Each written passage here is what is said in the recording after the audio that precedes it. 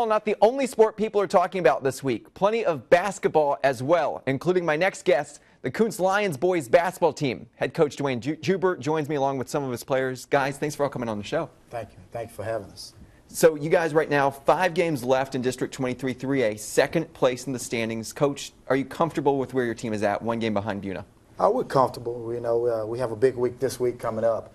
We have Hardin on Tuesday night, then we turn around on Friday and go over to Buna. It's going to be a tough place to win, but our guys feel comfortable, you know, from last time when we lost by 6, I think it was. So we're looking forward to this game and just trying to come out and put it all together and try to tie this thing up. We'll talk more about that big Buna-Kountze game in just a few seconds, but Jaden, you guys right now have won 5 straight games, and offensively this team clicking very well. You've scored over 80 points in 4 of the last 5 games. Offensively, what's been working? Oh, well, shooting drills at practice, we do 15 minutes offensive shooting, and everybody's clicking in that. We're making shots, knocking layups down. Offensive rebound help too. You put the ball back up. TJ, first of all, great haircut today. Thanks for coming on the show with that. But defensively, you guys are also holding teams big time as well, keeping 3 of your last 4 opponents under 40 points. Defensively, what's been the reasons for this team's success? Well, we run full court press all day, and what Coach Jude tells us all day, we gotta click, and we run red to red all day. So we gotta keep doing what we're doing for till Friday night, and we see. Guys play Hardin Tuesday, and then, of course, Friday night, the big game against Buna. 2 teams, both your teams ranked in the top 6 in the state. They beat you last time out, as you mentioned, 57-51 in Kountze.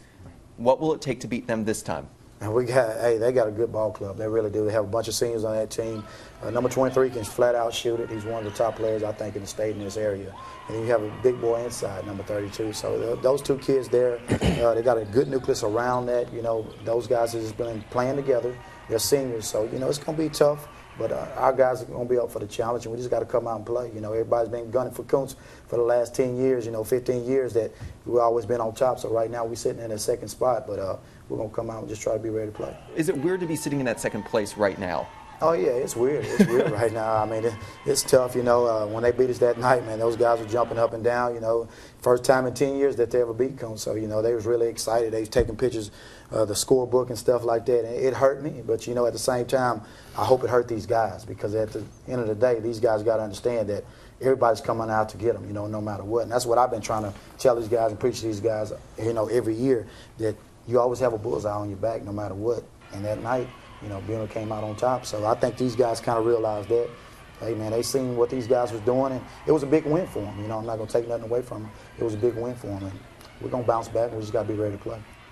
Jaden, when they beat you guys back in mid-January, 57-51, first time Buna had beaten Kountze since 2000, what message do you think that sent to your team? Oh, that we got to practice harder, because everything starts at practice.